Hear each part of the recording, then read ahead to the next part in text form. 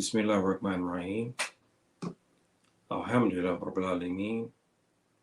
Akibatun lil mustaqim wala rukwana ila ala dalimin. Subhanahu wa ta'ala ladhi yuhibbu mu'minin wala yukharihu mushrikeen. Muhammadan huwa sayyidina makbubana inhu kana sayyidan mursaleen. Assalamu alaikum rahmatullahi wabarakatuh. Ikhwani wahati fi Afrika, Europa, wa kulli makan. Assalamu ala mani taba huda.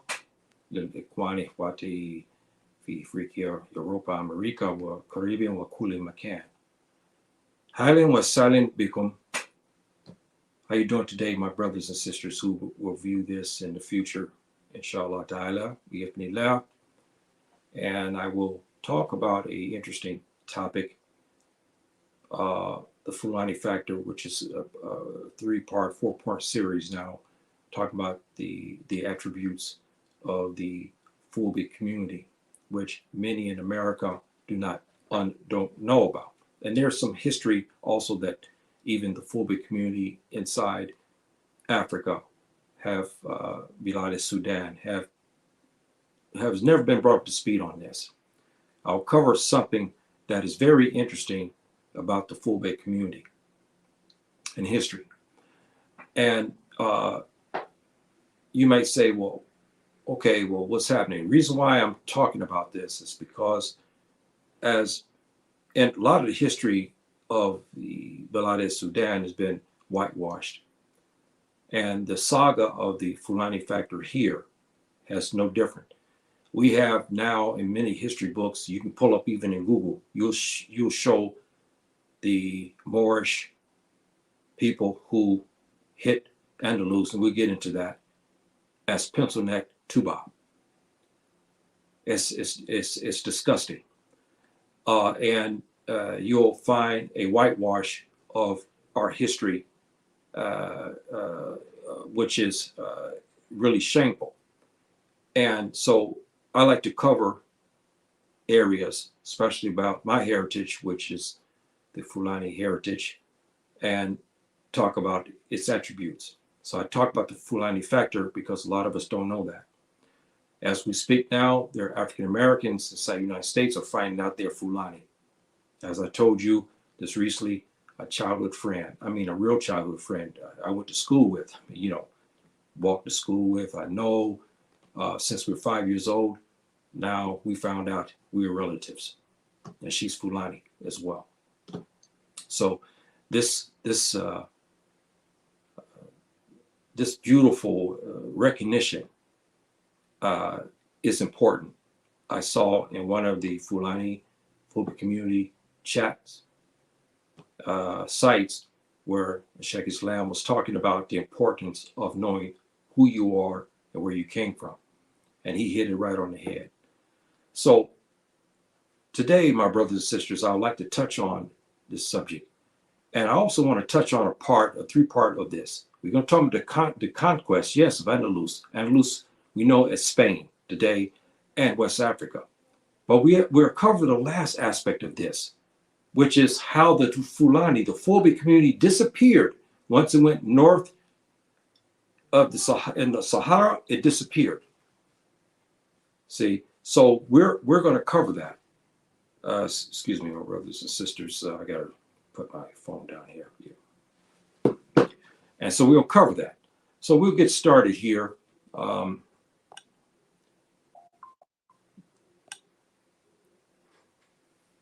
The conquest of West Africa and Andalus. The West African conquest came at basically a later period. It followed the conquest of Andalus. You say, well, yeah, what are you talking about here? Well, we'll go back into history here now. You know that Spain was conquered by the Muslims in about 711 AD, 711 AD. And we know that the area that we know Morocco today, which covered at that time from Libya all the way across as a map. We talked about that before. I will show you here. I got this map in Arabic, but that's okay. The Maghreb of old was stretching all the way from your right hand over here to where you see Libya, which is in the brown area there. That was considered a Maghreb. But most of the damage that was done in Spain were concentrated in a geographical area of, we'd see, of Algeria, Mauritania, parts of Mali, and the northern part of Senegal, which is over to far left over here. And so the Spanish were known as Visigoths at this time. And they were a mixed race of people, Europeans, Toubab. And so they had a very ruthless ruler by the name of Roderick at this time. And Roderick and his band of maniacs were noted for ravishing women, Christian, Orthodox Christian women, Jewish women. He had not got hold of the Muslim woman, according to history, yet at that time. And so what happened was the Fulani factor will factor in here in a minute here. So one prominent Jewish businessman sent his daughter under promise of protection under Roderick, and Roderick himself ravished this businessman's daughter. The word came back to him.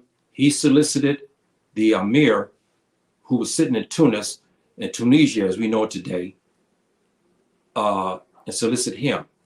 He then did a reconnaissance of Spain to see if this stuff was happening. He found it to be so. So he enlisted in Morocco today, we understand today, modern day Morocco today. Let me see if we can get something. I'm going to show this, but this is not politically correct, my brothers and sisters, because there's no Western Sahara. But this is an old map only to get you to kind of see where we at here. And the Amir was sitting in Tunis, which you can see up there in the right, above right, and he enlisted Tariq ibn Zayed, Amazir, a black Amazir, general, famous warrior. So he was tasked to do reconnaissance again. He did. He found that Roderick was a brutal, ruthless, and he was persecuting the Orthodox Christians, yes, right, and the Jews. And also he found there was a lot of, ravishing of women. So he came back and he enlisted soldiers. Where did he go? He went into the Fulani range to get the soldiers, which we know today is the Senegambia region and so forth and so on. But he went to the Fulani range because at this time, there was a lot of, you have to remember something. The Fulani people had never been basically alone because you have the Tuareg. So they have been mixing and sharing culture, living together, going across the Sahara together, and whatnot, living in different, very close communities together. And so he went and solicited because they had mithaq, a arrangement agreements with many Fulani Kabils or tribes, and plus the Tukulor tribe as well, which are Fulani. So he enlisted these soldiers to go in. Why? Because by the 7th century, the first Muslims south of Sahara that the Afro-Arabs came across were what? The Fulbe community. That's right. Because he came a little bit south of the Sahara, who did he encounter? The Fulbe communities. So they took Islam and they took it hard. We all know how they took it. We still take it. We don't play with Islam today. We know that. Even today, we still don't play with it. They took it hard. And they already had the reputation for being horsemen and also with the sword. And so he enlisted Now, this is around 1710, close to 1711. So he enlisted these new converts to Islam, and they were hungry. And these brothers are already warriors. They were protectors of the Sahara. Everybody knows of them. The Tuareg know of them. Everybody had respect for them because of their fierceness. So now Tariq ibn Zayed, rahimahullah, he has got his army. It was approximately 12,000. Approximately 12,000. So he now borders through present-day Morocco with his 12,000 Mujahideen, which were mainly Fulbe community Mujahideen soldiers, some Hausa, and some from Tukulor and some other ethnic groups, plus some Tuareg who were black. Now you ask, why would he go there to get the soldiers? Because at this time, the Morocco was not fully converted in the area we know Morocco today, was not fully converted, and he was wary of his countrymen. Many of the Amazigh, they were untrustworthy, and they were not noted for their warrior skills. Let's talk about it. Bottom line. So he had to go south to where the Muslims were in Bilad Sudan, south of the Sahara, to go get these soldiers. So he did. So they entered Andalus. And this is where it becomes interesting. The first part of the Fulani factor I'm talking about, this becomes interesting. Here you have these warriors, Fulbe community, Fulani warriors, horsemen with swords, also with the ganjour, what do we say in Morocco, the short knife. They were tall, muscular, and they had a fierceness about them. And we know that we'll get into here what happened here. Let me give you the part here where they okay, now Edward Scobie, his name, he was a European scholar. This is where, my brothers, this is why we talk about this. Because if you see today, you'll see the Mujahideen who left to go into Andalus as pencil neck Toubab, white-skinned with pointy black beards. I mean, it's atrocious. And so they have whitewashed because they don't want it known that the black folk went into Andalus and kicked butt. They didn't want that. And they still don't want that today. So they manufactured a new invasion of this. They even made Tariq ibn Zayed as a white man, Toubab as well. But this is where we're going. He's witnessed this. In 711, he witnessed this. This European scholar, his name is Edward Scobie. You can look this up. And he talks about this, but he's racist, but he's going to describe something. Now look how he describes the Mujahideen. Now this is what he wrote. Where is it that he said that the Mujahideen, who became the Moors, were pencil neck Toubab? You see that's there? This is what he wrote. He said they were black as pitch. This is what he said. They were black as pitch. And he talks about their eyes. Again, some of the Fulani, they have these features that are very, very piercing looking, And so this is the time now that the Visigoths, which were 1,000 who were coming to fight the Muslims, who now crossed into Spain. And here Scobie talks about their horses were swift as leopards, and the riders fiercer than a wolf and a sheep hen. The brothers, we know, we have a tradition, the brothers can fight. Let's face it, okay? We noted for fighting. I mean, we're noted for fighting. Even in the Americas today, we're noted for fighting. Okay, we know that. This is no different than 7-11. The brothers came in there and they were ready to deal, and they dealt a blow. They handed the Visigoths, the ancient Spaniards, a heavy blow. 100,000 fought 12,000. Then look what the scholar said about that after that. He said that noble Goths, the German rulers of which King Roderick belongs, were broken in 1 hour. The brothers, the Fulani brothers, the Tukulor brothers, some Hausa brothers, the Tuareg brothers, they began in earnest, 12,000 strong, led by Tariq ibn Zayed. They broke 100,000 Toubab warriors. 100,000 Toubab warriors. Our Fulani brothers broke in 1 hour. This is written by the scholar who witnessed the battle. And what should be noted is that the Fulani have always been expert horsemen and noted for their man-up skills. The Fulani have always been known to deal. I mean, one-on-one, man up. It's time to fight, they fight. So this is an important aspect, brothers and sisters. You have the proof that the people who came into Andalus first to not colonize it, to bring it under the Islamic rule, under 711, were Fulani, some Hausa, Tuareg, some Amazigh too, some Amazigh, yes, the Amazigh was there, but the people were black. The Tukulor also there. We understand maybe there was some Mendinka and maybe even Mende were also included in this. But they were black. He wrote about this. And he came in and handed the Spaniards a new one.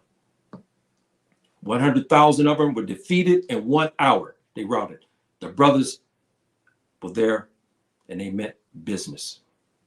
So they took the reins of Andalus. The Fulani brothers took the reins of Andalus. And so at this point, we're getting to the sections here. The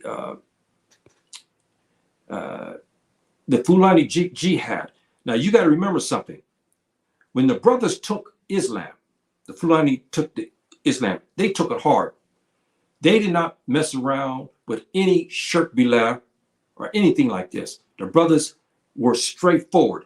Islam, or you are for Islam, or you're against Islam, you are enemy.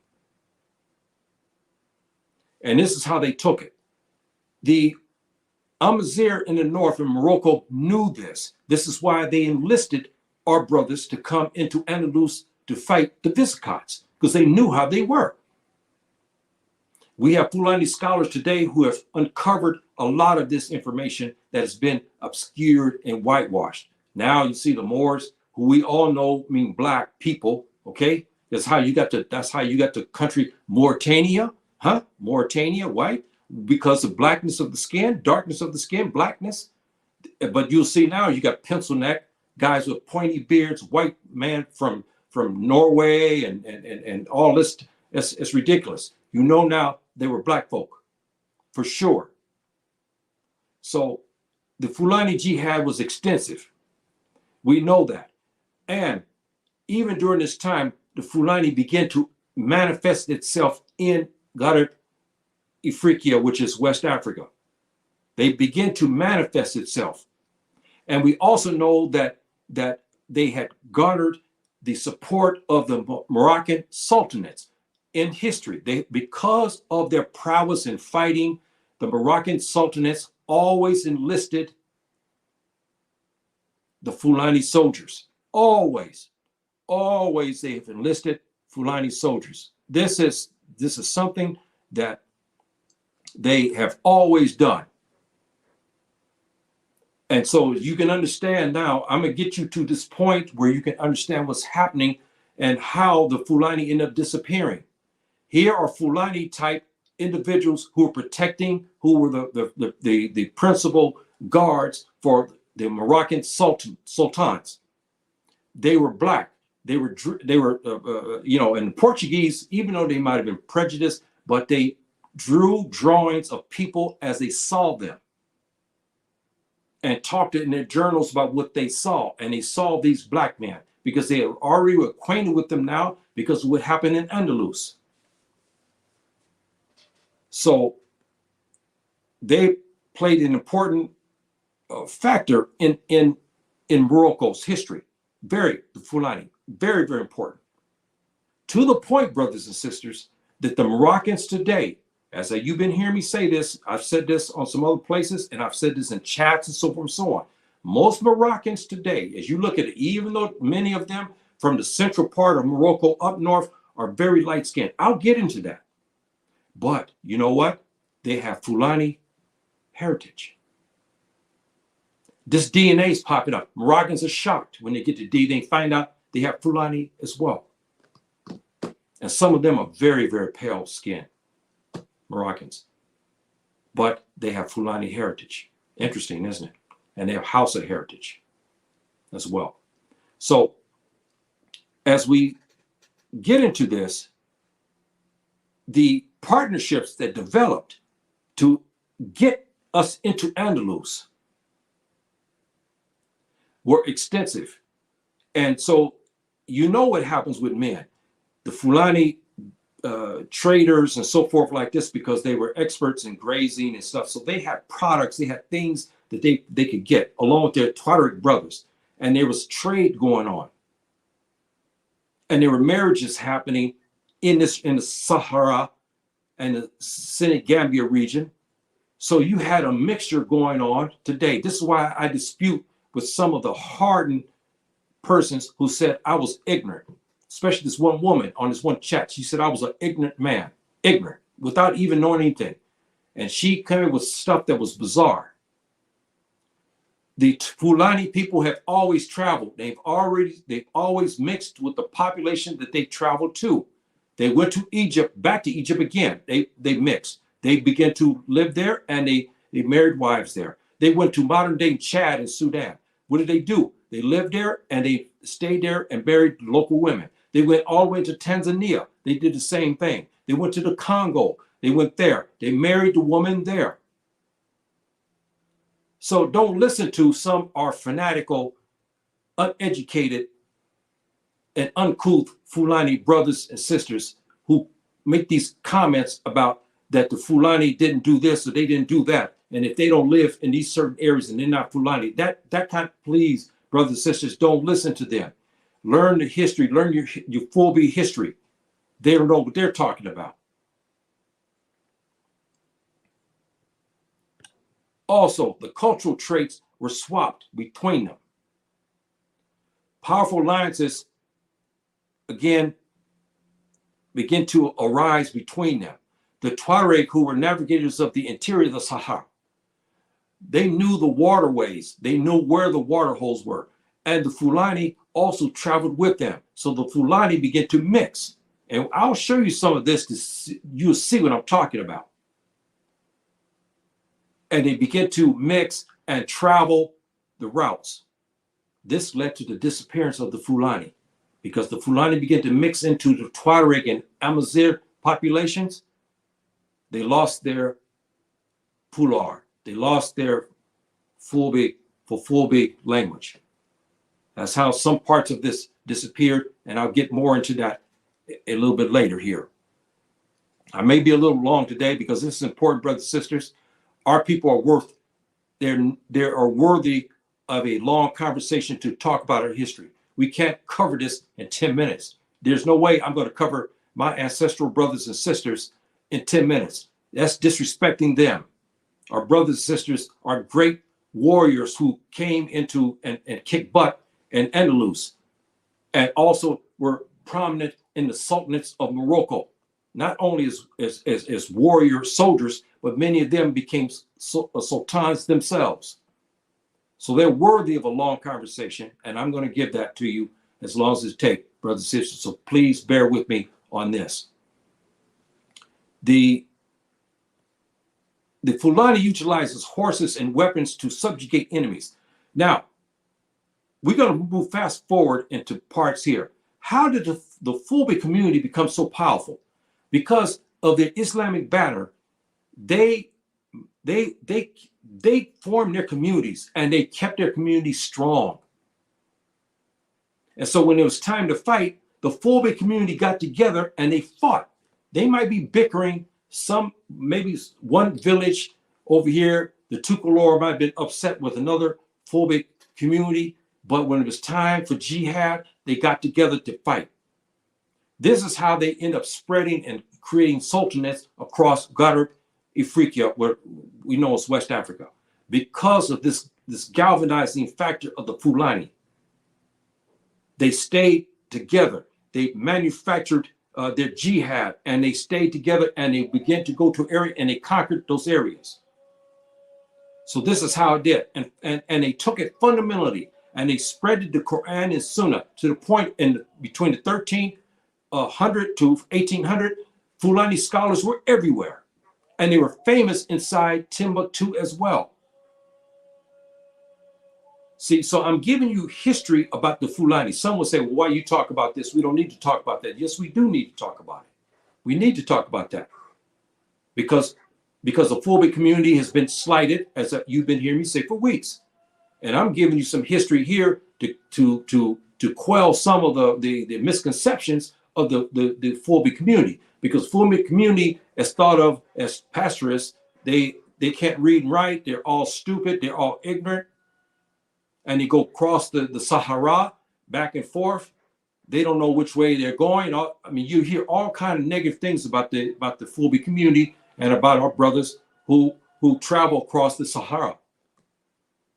They don't have PhDs from Harvard, but I'm gonna tell you something. They can navigate the Sahara. And anybody's been to Sahara, it is a dangerous place, brothers and sisters. It's beautiful, but deadly. Ask the Toubab who come into Morocco and those areas in Algeria every year, and many die because they get misorientated. And they're educated. Many of them have degrees from Oxford. They got degrees in France. They got degrees in the United States.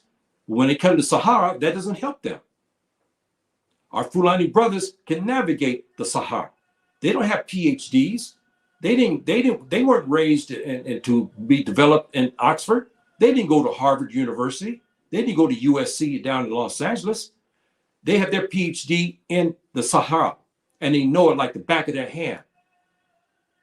See, so I wanted to put that factor out about the education, because they talk about the Fulbe community as stupid, ignorant, all that. I hate that.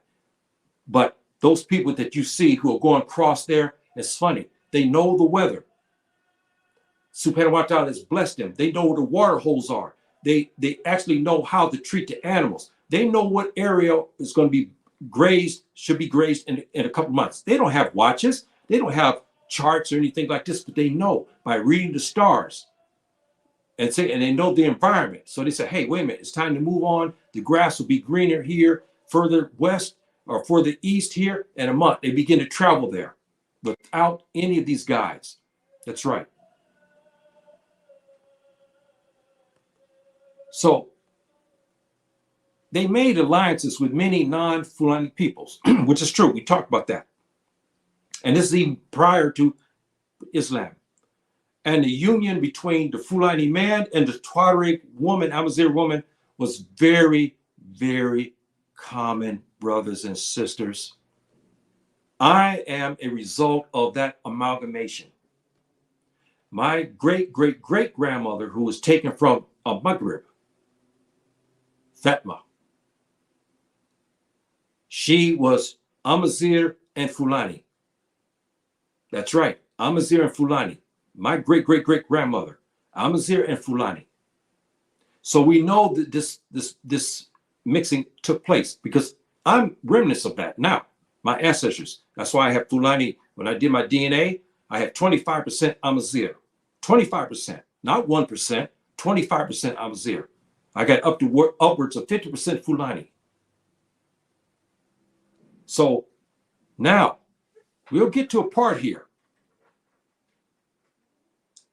This amalgamation caused something to happen among our people. And this was very telling. Now we have to travel back to Andalus now. 711. Okay, 711. The Fulani brothers, House of Brothers, Tukulor brothers, some are Mendika brothers, Mendi brothers, who were conquerors, Mujahideen, Fisabili Allah Ta'ala. Now we're in control of most of Spain. And what do men do when they conquer something? They usually, what? Make the women. And this was a simple fact. So 7/11, as I said again, led to the disappearance of the Fulani factor. Because under the banner of Islam, the tribal loyalties was dismissed. And so there was no longer talking about I'm Hausa, or I'm Fulani, or I'm Mandinka, I'm Tukulor, I'm Mende. That they stopped that. And so now, when the conquest of Andalus happened, it was a good thing. But the disappearance of the Fulani factor, as I said, began to subside. What happened? The Fulani brothers began to take local Toubab women as concubine and war booty. We know it as Anfal. The Surah 8, it's called Anfal. It talks about the war booty, how it's handled out in time of war.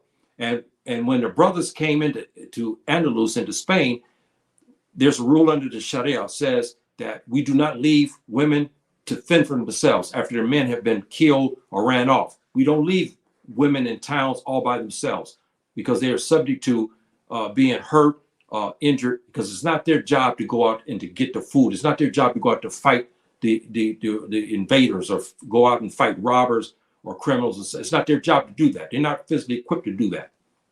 It's a man's job. So under Islam, under the Prophet ﷺ, under our Sunnah, we take these women in and we bring them into the community, irrespective of color. We don't have that. We don't have that. So they bring these women into the fold of Islam. Now they can convert to Islam if they want, because there's no compulsion. We can't force them, or they stay as they are. But the brothers have access to them because this is part of their. And so maybe he has 5 or 6 we call handmaidens who they took from a town. They can't fend for themselves. He is responsible for clothing them and feeding them and giving them their provisions. He can't treat them like what they did to us there in the United States. They can't treat them in this fashion. They had to clothe them, they had to feed them, they had to protect them, they had to make sure their well-being, they had to keep them in good health. This is part of the Sharia. So they took these Spanish women as we know them today into their households. Many of them came to Islam and they began to have children from our Fulani brothers.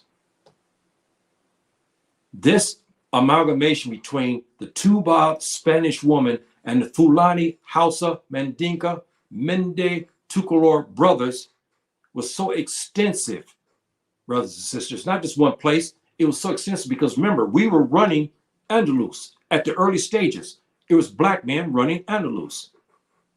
And it was them who were taking towns, and they took the women put them under the protection of Islam. They were white, Toubab. So the black Mujahideen and the local Toubab women, they created a new race of people, brothers and sisters, called the Melungeons. You can't have a Melungeon person without the Fulani factor in it. And Melungeons were created from a black father and a white mother. We call them in the United States mulattoes, but we call them here Melungeons. Okay, so they created a whole new race of people. This was the beginning of the second stage of our disappearance. Our Fulani ancestral brothers began to disappear because they took in these women and they began to they had these children, and these children now became Melungeons. They many of them didn't speak the Fulani dialect anymore. They spoke Arabic. See, and some adopted Amazigh, because if their father was a black Amazigh, he spoke Amazigh, so his children spoke Amazigh. See, so this is how the factor of the Fulani factor began to disappear. This goes all the way back into Morocco. We'll get into that. So the Fulani factor was erased from the history of the conquest because of this amalgamation. And so many scholars admit that the black people created the Melungeons, along with white females. Many rightful scholars will note that, but some of the racist ones will not note that. You pull up Google today, you'll see some say that the Melungeon is created because he mixed with the Turks, he this and that. That's not the case. He might have mixed later, but the Melungeons were created because of the amalgamation between the Fulani, Hausa, the Mendinka, Mende, Tukulor brothers took in handmaidens who were white after the conquest of Spain, mated with them. They had children, and not just one. They had maybe 5, 10 handmaidens. Each one of these ladies might have had 5 or 6 children. This is how this race began to spread. They call them Melungeons. Do your research, brothers and sisters. The Fula Mujahideen were the rulers and the aristocrats who ruled at that time for about 100 years in Andalus. They ruled about 100 years. But then they were replaced by the Afro-Arabs because the Caliphate saw fit to bring their people into from the Jazeera Arab, Middle East, okay, the Saudi Arabia, and brought them into Andalus at this time. No, excuse me. At this time, I think they went to Baghdad. I'm trying to remember. I can't remember the correct date. But anyway, they sent Afro-Arabs to govern. So they replaced their Fulani brothers as rulers and aristocrats through Andalus. This caused a problem, brothers and sisters. This caused a problem. This started the problem which will manifest in 300 years to about the 12th or 13th century. I don't want to get into that.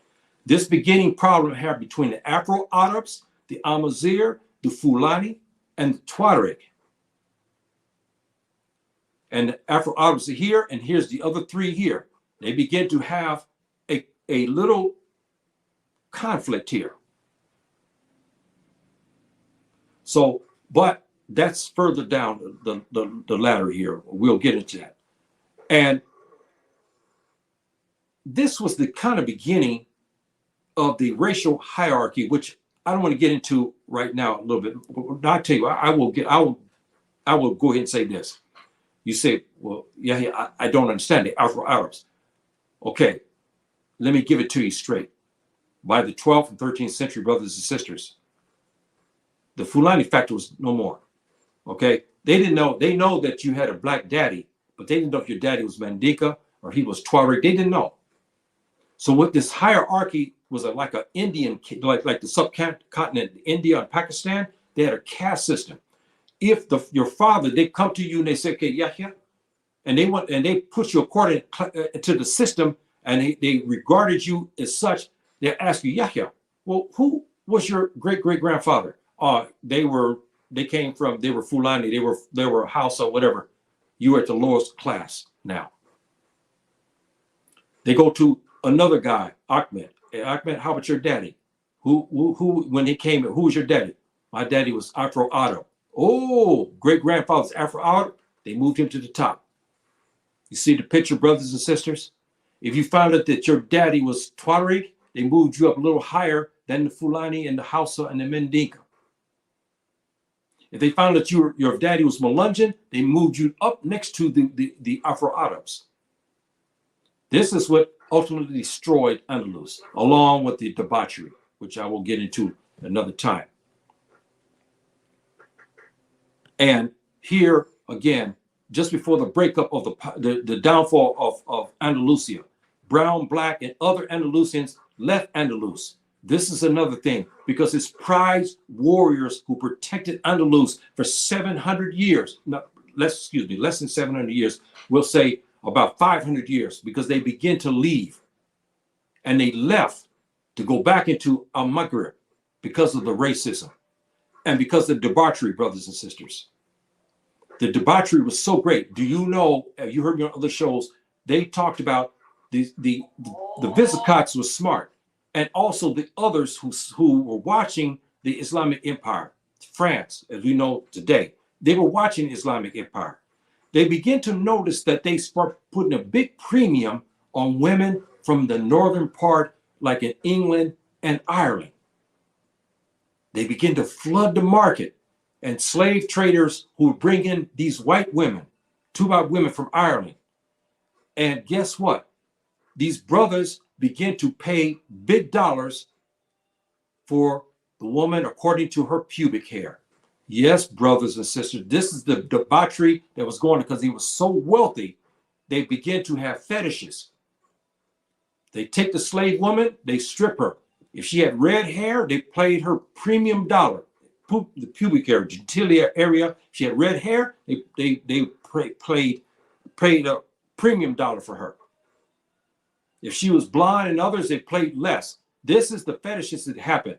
Our brothers was tired of that. And the racism was going on top of that. Because of the caste system, they begin to leave. By the 12th and the 13th century, the black folk, brown folk, Amazigh, the Tuareg and so forth, Fulani descendants begin to come back into Al-Maghrib. This is a simple fact. These black and brown men will be the catalyst of the remaining the four great sultanates of Morocco. They went into Morocco. They didn't stay quiet. Our Fulani brothers and Hausa brothers too, and Tukulor and Mende and Mendika brothers begin to go to the south of Morocco. There they began a new revolution of sorts. They begin to now take reins of Morocco as we know it today. And they created these sultanates. And even before that, Mujahideen, these all were created basically in the south. And guess who the people were? They were black. They were Fulani. See, so we have this element now. Is you get the picture of the great factor, the great Fulani factor. Even though they left Andalus, they didn't stay quiet. They came back in Al-Maghrib. And by the 12th, 13th century, they began to form sultanates in Al-Maghrib. And the sultans were black. And they were Fulani. So, brothers and sisters, this is a very interesting part of the history. And so here we talk about the Fula, the house of the Tukulor people, and so forth and so on. And the Tukulor people are a mixture of Fulani people, but they consider themselves Fulani. Others do not, but we won't get into that argument today. And as you heard me talk about, they produce sultanates and so forth. And these brothers, around about the 1400s, the Sultanate de Saadiyin, what's important about this? The sultanates. There's one in particular that I was apprised of from a good friend of mine that I worked with many, many years ago. I met when we worked, and he had saw something, pictures drawn. He saw one sultan of Morocco in the 14th century, 15th century that looked exactly like me. And the professor who was talking about the sultanates of Al-Maghrib at that time was talking about this. He told him, he said, look, I want to show you a picture of somebody I know, a good friend of mine, a brother I've been knowing 20 some years. He showed him my picture and they married up the picture and I look like my ancestral brother. What's so funny about this, brothers and sisters, in my DNA, in the high stages of my DNA, there's one brother with the last name Saadi. The Saadi people are those who created the Saadi dynasty, the Sultanate in Morocco. They took this name Saadi. One of my cousins, I'm talking about high up in my DNA, his last name is Saadi. That's right, brothers and sisters. I just give you that just to show you the importance, why I'm so proud, so happy to know my history. And all brothers and sisters who take and understand the history should have this pride and self-fulfillment now. I know who I am. I'm Fulani. The other person, I'm Hausa. I'm Tukulor. I'm Mendika. I'm Igbo. We should have that feeling now because we've been called African Americans as Toubab. As you heard me say previous weeks, we settled the American part, but we never settled the African part. I've settled both. I was born in America, but my African heritage is Fulani and Amazigh. And I also have some Mendika and Mende as well. See, and Omo from Sudan and so forth and so on. So we have that. Now we have this final push here, and to eliminate the Fulani factor in the 17th, 18th centuries, there's a great migration. But I'm going to get into something before we touch on that, brothers and sisters. How do we get to this point? I want to show you something. This is an interesting part. You see this Fulani ruler here in Andalus. Look at the woman, his handmaiden. She's white. This is the union that I'm talking about, because they didn't import our Fulani sisters, our beautiful Fulani sisters, our beautiful Hausa sisters, our beautiful Tukulor sisters, or Mendinka or Mendi sisters. So they took the local women, which our Fulani brothers have a history of doing, and they mated with them and produced this Melungeon woman and man, okay, a new race. This is the union I'm talking about here. You had rich, now Fulani aristocrats in Andalus. They were conquerors. They took over cities. Many of them had 12, 20, 30, 40. Some they said had 50, essentially almost like concubines. But they lived under the banner of Islam, and they were known as house maidens. And many of these white women, came to Islam, and a lot of them didn't come to Islam, but they had children by black fathers. This is what we talk about here. And so that situation produced this, brothers and sisters. This is what you call here the Melungeon woman. We understand her today. This is the product of a Fulani father and a Toubab mother in Spain, in Andalus. They produced these type of women. They look like African Americans. We know them today. Many inside the United States. I know many. But she also looks Fulani as well. But this is a mixture of a black father and a white mother. And so now you can get the picture to see what has happened, how the Fulani factor disappeared. This woman here does not consider herself Fulani. She will say she's Amazigh because her mom. That's what she will say. I'm Amazigh or I'm Tuareg. That's what they will tell you. They will not say Fulani. They don't even speak the Fulani language anymore. The Fulani language, they don't speak that. They only speak Amazigh and Arabic. But her daddy, her grandfather were black. Her mommy is white. So now you see, now you can understand what has happened here. And also this, look at this woman. Here, the way you see the similarities in the culture of the Fulani and the Amazigh and the Tuareg. They begin to mix the culture because they begin to take wives and they're producing children that look like this. An Amazigh woman, a light-skinned Amazigh woman who's Melungeon, begin to produce children like this as well. She has some features you could tell she can pass for Fulani in some ways, but she's Amazigh. But look at her headdress. She has similarities of some of what we know in our Fulani culture as well. Look at her. She is a cross. She could go here in Morocco. I'm telling you, look at the designs on her face, brothers and sisters. Look at the designs on her face. You'll see this among the Amazigh and Tuareg women today as well. She can go into Morocco here and they'll think that she's from the south. They'll say, hey, oh, you Tuareg. But she may be Fulani. She can go into areas of the Gambia, or she can go into Senegal. She can go in Mali and they'll think that she's Fulani, when in fact, she's quote unquote Amazigh or Tuareg. You get the picture, brothers and sisters, what I'm talking about, how this amalgamation has transpired. Look at here. These designs are very similar, isn't it, among the Fulani people? But this Amazigh. And I want to show you something here to show you. Look at our dear sister here. Look at the tattoos. She has the tattoos. I showed this picture to Moroccans, and they were shocked because they thought she was Amazigh and Tuareg. You see, but she's Fulani.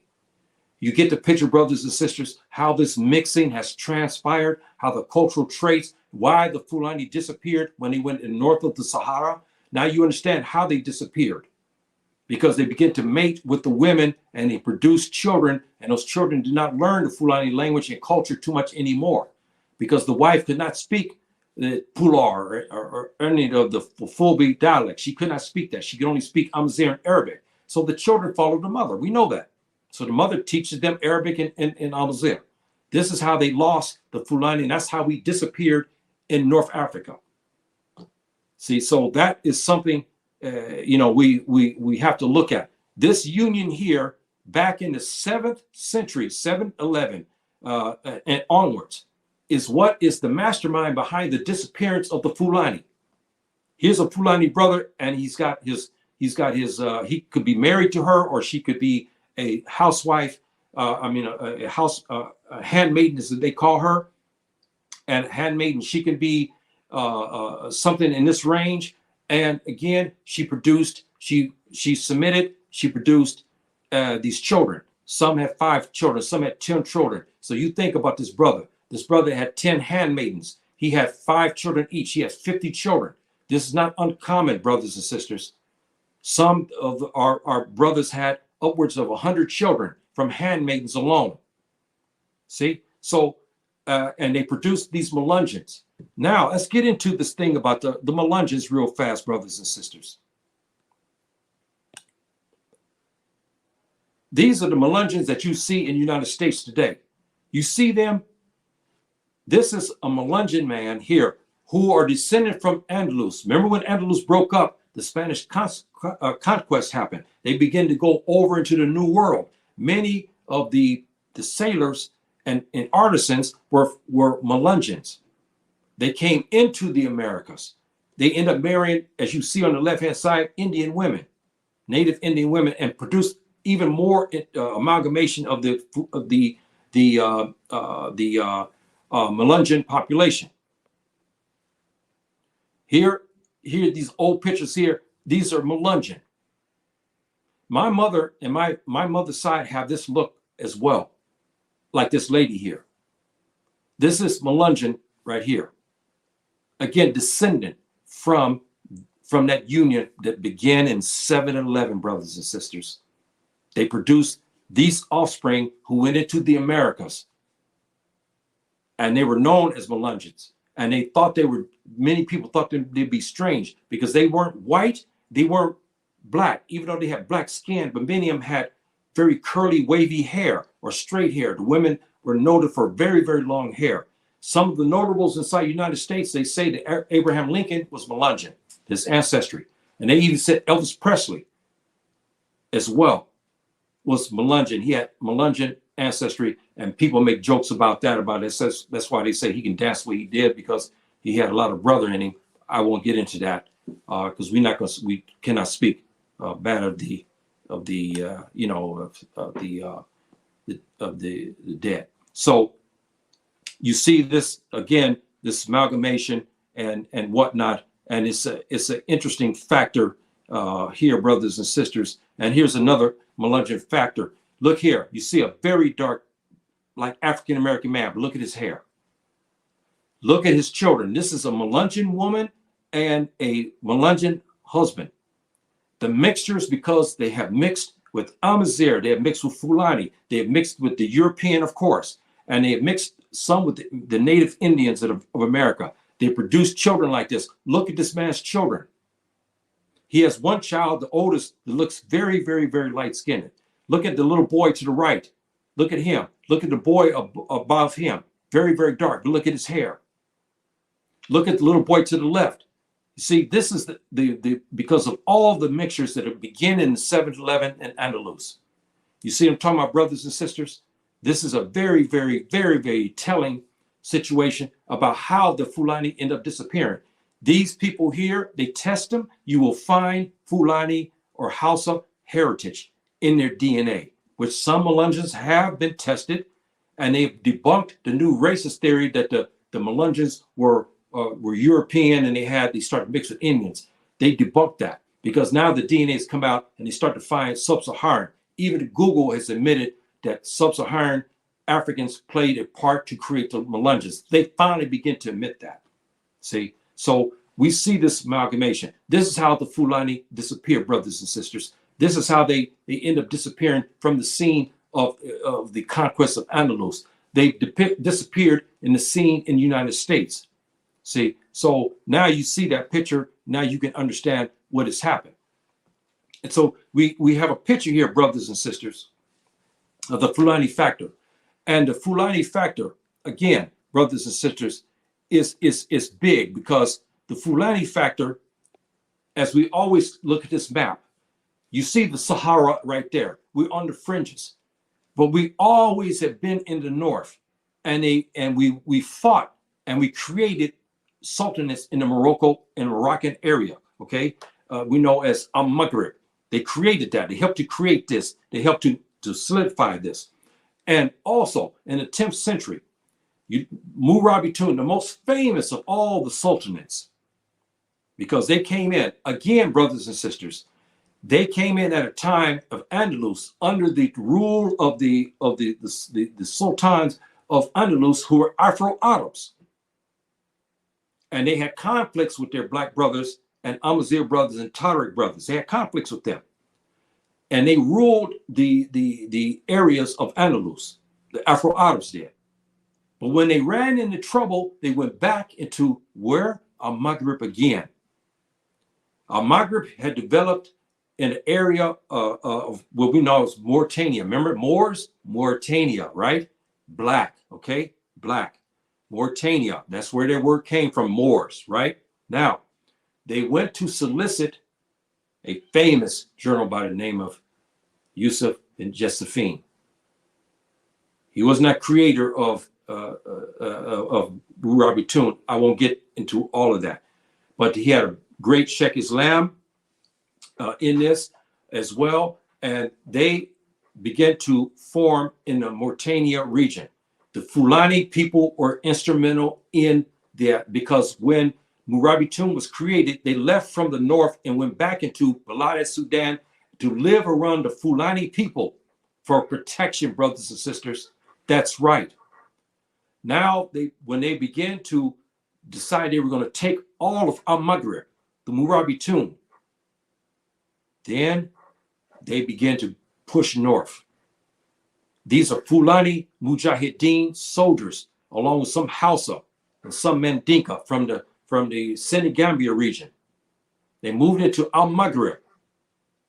And you remember the map I showed you. This map here is actually the map of the Murabitun, how they had their conquest. This is the Fulani conquest as well, because the Fulani were the main characters in the Mujahideen group known as the Murabitun. And Murabitun came around in the 10th century.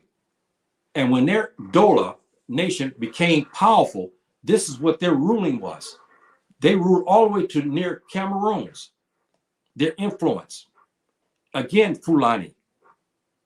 But as they begin to mix, they adopted Amazigh and they adopted Arabic as a language by the 10th century. But they went back into Andalus in the 10th century to fight the Visigoths, because now they were powerful again in the 10th century. And they're about ready to go in to Andalus to take over their country back again from the Muslims. See, so one of the emirs of their fiefdoms, they begin to develop fiefdoms and they start having arguments. They were not cohesive. And the Visigoths knew this. But one emir was smart. He had an Amazigh advisor in the Shura council. We have that in Islam, where we have a council, you have the emir and you have the council around him who advise it. He said, look, I know of my brother in Al-Maghrib, and we have a Mujahideen group at this time called the Murabitun.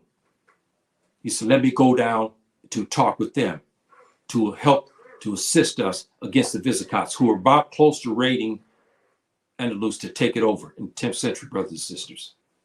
He came and discussed this with Yusuf Josephine Rahimahullah. And the brothers went back into Andalus. Now, again, brothers, they beat the Visigoths twice to preserve Andalus for the Muslims.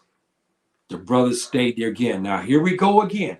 711, we had the mixture, remember, between the Fulani, Hausa, Mandinka, Tukulor brothers, the Tuareg brothers, and the white woman, Toubab woman, right? We had that mixture. Then we had the Afro-Arabs who began to marry some of the girls, right? Some of the women of this union of the Melungeon. They began to mix with them as well. By the 10th century, you had another infusion of black blood, the Fulani blood this time again. You see how mixed this situation got? How the Fulani disappeared? These are Fulani men who came in the 10th century to Andalus, and they began to take wives among these Melungeon women who were already mixed with Fulani, but they were now mixed with Afro-Arab, they were mixed with Amazigh. You see, they were mixed with Toubab. You see, this is why the Andalus woman was, some were very dark with straight hair, some were very light with kinky hair. You had men who were almost black as the night, but their hair was straight.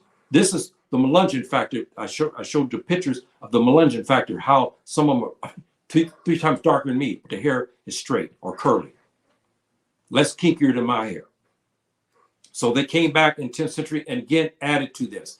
This, brothers and sisters, was around the last of it. And then the Murabitun began to get weak again, and then another Mujahideen. Again, we have another part of Mauritania into the Fulani factor, into the Fulani region, again, helped to form this next Mujahideen group. They came and again got brothers into this new Mujahideen group, and they call themselves the Muwahidun. And they again established Andalus for Muslims, and mixing occurred. By the 12th century, brothers and sisters, the racial class system began to take hold. And the black brothers began to leave out. Their best, brightest warriors began to go to Al-Maghrib because of what I explained earlier, the aforementioned about the debauchery and the caste system and racism. See, so we had those factors that factored in, and again, brothers and sisters, we look at this and we see these factors here. You have this Amazigh woman here. She's a very light-skinned Amazigh woman, but you see some things about her lips. You see things about her, and look at the design. We find these type of designs with the Fulani brothers and sisters further south. These women here married our brothers a lot and produced these offsprings that we talked about. These kind of women here, Amazigh women, married many jet black Fulani brothers. And she raised those Fulani children to be Amazigh. Now you understand how we disappeared in North Africa. This is the reason, brothers and sisters, we had this. We have a Tuareg woman. We have a Fulani woman. I mean, a Amazigh woman, Tuareg woman. She marries a Fulani warrior. They have children. She raised those children under Amazigh. They speak Amazigh and they speak Arabic. They didn't speak Fulani tongue anymore. Disappearance, erased. The Fulani factor has been erased. And let's take it further. We look at this girl here. Let's go back and even look at this further on. This sister here, look at her, gorgeous. Now, if we put her in the Gambia, we put her in the northern part of Senegal, we put her in Kano, we put her in Borno or any of the places like this, they'll say she's Fulani. But she says, I'm Tuareg. But you take her DNA, you find her like my mixture. You'll find her, 50, 60% Fulani, 25% Amazigh or Tuareg. But yet she identifies as Tuareg. She can't speak any Pulaar, any of the Filbi languages. She can only speak Amazigh. Again, the disappearance. We have disappeared in North Africa. See, and so this girl here, this sister here, is Tuareg. known as Tuareg. See, so I'm hoping, brothers and sisters, I kind of cleared up a lot of myths here, because I wanted to talk about this issue with us today, because there's a lot of talk among, and I had some brothers rightfully ask me, hey, you live in Maghreb. I don't understand this. I saw black people, this and that. I wanted to clear this up so you can understand what happened. And again, by the 17th, 18th century, we had a new influx. This is the region of the Fulani region, along with this is the Fulani region here. We have, again, a rich history, brothers and sisters. We have a very, very, very rich history. When you talk about the Mandinka, you talk about the Tukalor people, you talk the Mende people, you talk about the Mandinka people. And let's get back to this map here, the incorrect map. But please excuse me. This is a not political map. I'm just only using this to show again. So we've had this, and now you understand, brothers and sisters, what happened to the Fulani factor. It disappeared because of the amalgamation between Fulani men and Amazigh women. And also in the 7th century, they disappeared because of the amalgamation with the Toubab Spanish woman in Andalus, which is further north. You see Morocco, everybody knows where Spain is. So in there, and that created the first part of the disappearance. So you can understand, brothers and sisters, why we disappeared in this situation. And I'm hoping that I shed light with you today, my brothers and sisters, about this issue, because it's very important, brothers and sisters, that we understand our history. We be proud of our history, and we should understand what happened to our history, and so forth and so on, and how we disappeared into this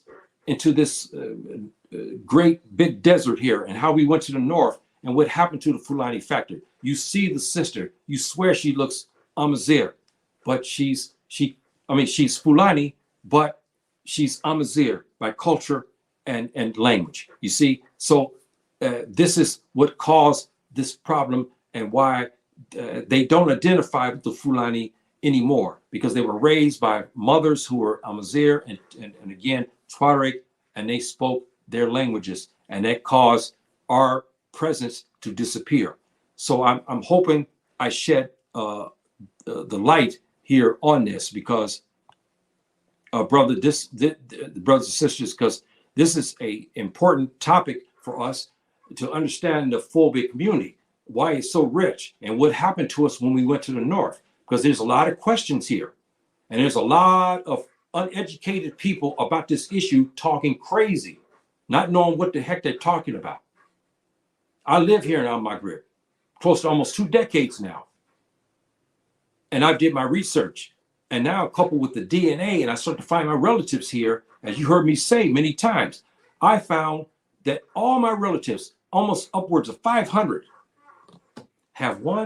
they have 2 factors, the Amazigh and Fulani. That's right, brothers and sisters. My relatives here, some of them are very light skinned. I want to take pictures of some of my cousins I have here in Fez that I found through DNA. And they range in color. Some are light brown skin all the way to very dark. These are my cousins.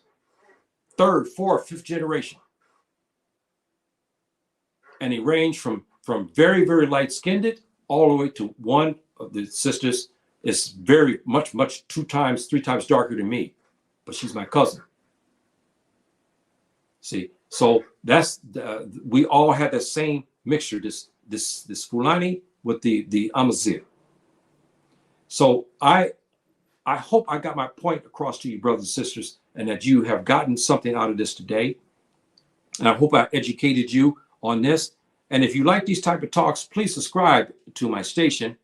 I have many talks. I'll start going back into the Islamic part of my talks here, inshallah ta'ala. But I had to cover the Fulani factor in about 4 segments, because it's so important, brothers and sisters, because I'm Fulani. I'm Amazigh as well. But the Fulani people are under fire. And so I wanted to clear up a lot of misinformation. Also give a history of what happened to us and how we also were the conquerors of Andalus. And what happened, how we created many of these sultanates. The sultanates were Fulani, but they were known as Amazigh. Many of the sultans were black as the night, but they were Fulani. See, we know that the Mujahideen groups, the Murabitun, the Wahidun, we know their ancestry Fulani, basically that. And then we had, let's look at further and I'll close here. We have the great Amazigh clans, okay? You have Masmuda, you have the Sanhaja, which that's mine, and Amazigh. Sanhaja is my group that I fall under. All of these have one thing in common again, they have Fulani, but we also have Hausa mixed in with these particular clans. Masmuda, Jadela, Lamtuna, all of these are mixtures with Fulani and Hausa and Amazigh. So you have this mixture among these people. See, so this is a rich history, but also it was a complex in history because we didn't know what happened to our brothers who went across the desert.